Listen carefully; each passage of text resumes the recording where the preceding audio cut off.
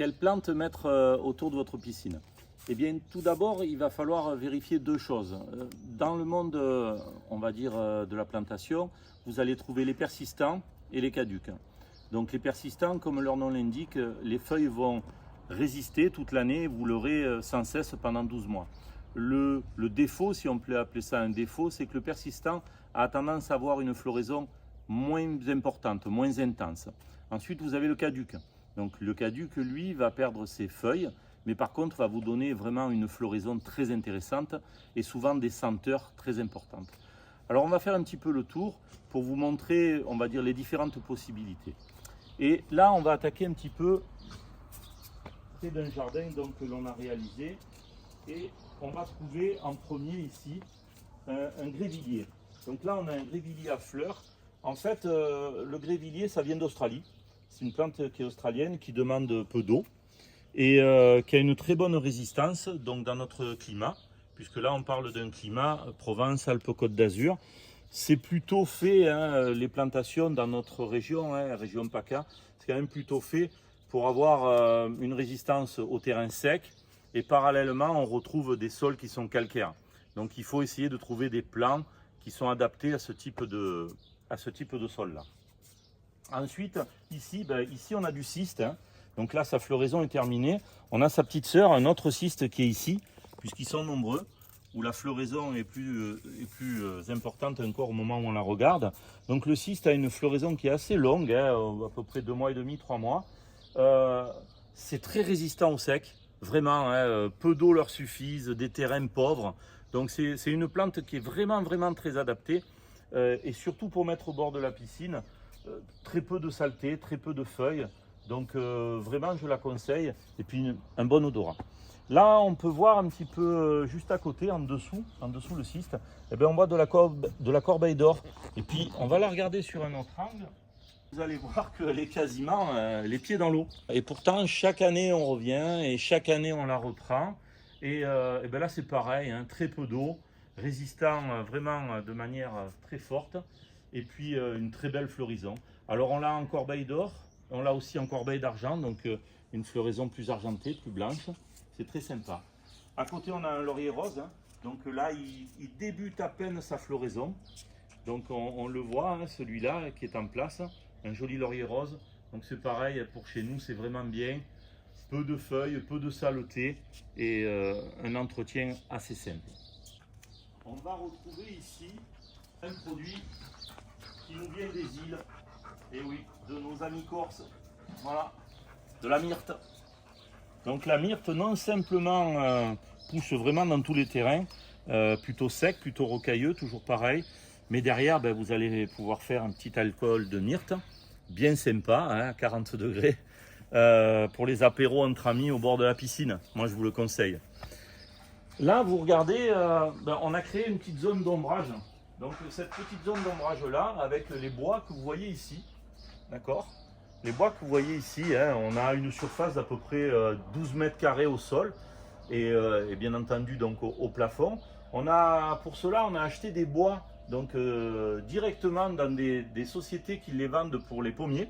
Donc c'est des piquets à pommiers en fait, hein, que j'ai installés sur place, fixés aussi bien en paroi que au plafond comme on dit. Et vous voyez, à côté, on y retrouve une glycine qu'on a fait pousser. Il faut savoir que ce que vous regardez là, ça a que 7 ans. C'est-à-dire qu'en 7 ans, ça a tout recouvert complètement. Et aujourd'hui, on mange à l'ombre, on peut boire à l'ombre. Alors oui, autour de la piscine, c'est un petit peu plus salissant. Maintenant, vous avez des grappes de fleurs violettes. C'est vraiment magnifique. Bon, là, on retrouve un citronnier, mais il est en pot. Puisque malheureusement, dans notre région, on n'est pas capable de vraiment les garder en terre. Alors, s'ils sont très abrités, peut-être qu'on peut y arriver, mais c'est toujours assez compliqué. Vers là, on va retrouver du cotonéaster. Donc, le cotonéaster, c'est un arbre qui attire beaucoup les oiseaux. Donc, ça fait des baies de couleur rouge.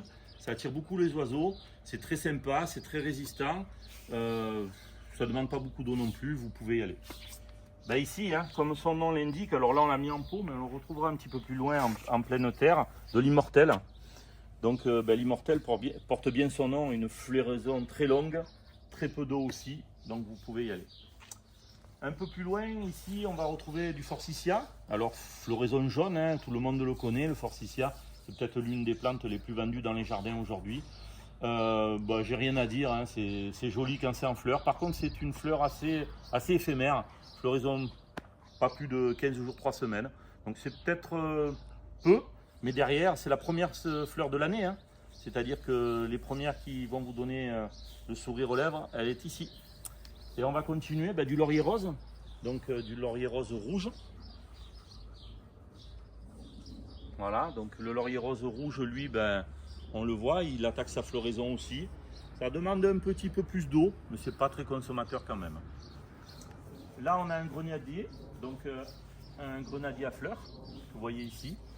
Pareil, ça pousse assez vite. Donc si un jour vous avez besoin de faire une haie pour vous cacher de vos voisins, eh bien vous pourrez mettre un grenadier à fleurs, vous pourrez mettre le plant qu'il y a ici, un Eleagnus. Alors là, ça pousse vraiment très vite. Vous serez obligé de le tailler pour le contenir. Mais l'Eleagnus, si vous voulez vous cacher de vos voisins, c'est un bon moyen de le faire. Ici, un petit peu plus loin, eh bien, on retrouve un laurier sauce. Donc là, vous le voyez, le laurier sauce qui est vraiment sympa. Voilà, un laurier sauce qui est vraiment sympa. Qui pousse vite aussi. Hein, c'est vraiment une plante très résistante. Là, vous avez un arbousier. Alors là, vous voyez les fruits. Aujourd'hui, là, les fruits sont verts, mais bientôt, ils vont devenir rouges. C'est vraiment magnifique.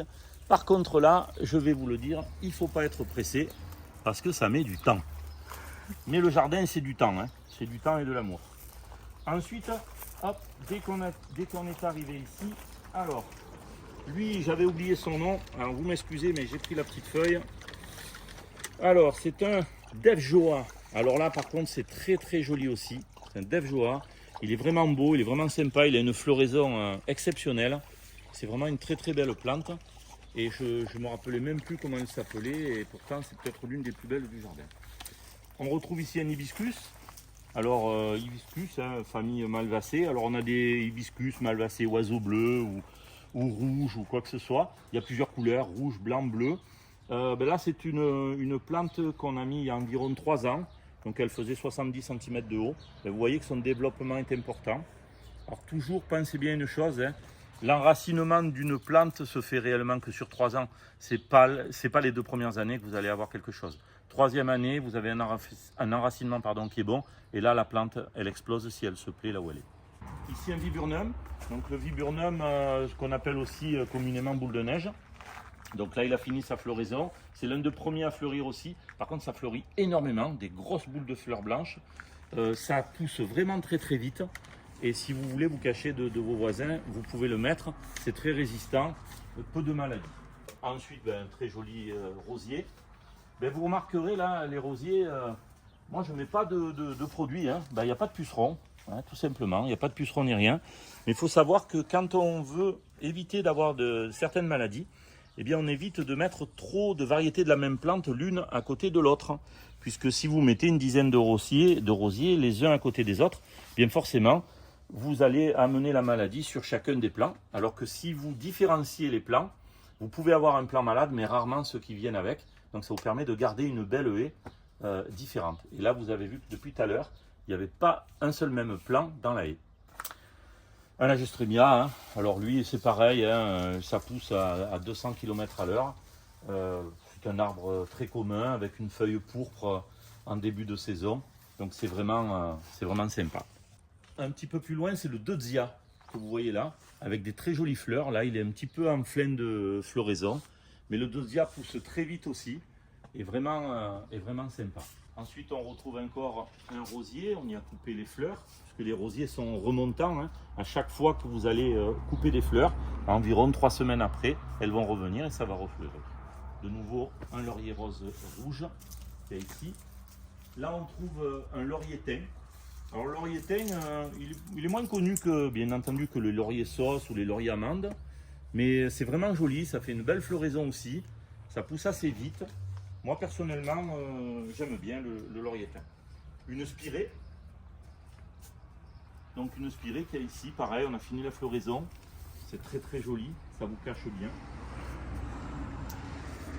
Et là ici, alors plus vite que lui, comme on dit, je ne sais pas qu'est-ce qu'il faudrait inventer. Donc c'est un gâtillier, ça fait des grandes fleurs à peu près de 30 cm de haut, qui sont violettes, une floraison très longue, très intense.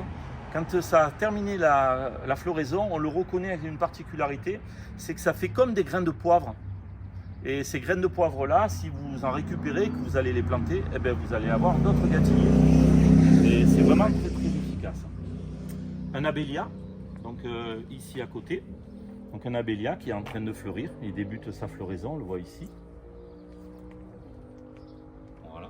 Vous pouvez mettre aussi à côté, vous voyez, dans la haie, hein, tout simplement. Hein, j'ai mis un chêne vert dans la haie. Parce que ben, forcément, il fait partie de notre région, on y pense peu à mettre un chêne vert. Il est propre, il ne perd pas de feuillage, donc c'est quelque chose de facile d'entretien. Et pour finir, on revient ben, là où on était tout à l'heure avec le traditionnel forsythia. Je l'ai mis en début de haie, moi, pour une raison simple, c'est que c'est lui qui débute la floraison. Donc automatiquement, ben, le premier qui débute la floraison, il doit être au début de la haie. Et ça, pour moi, c'est assez important.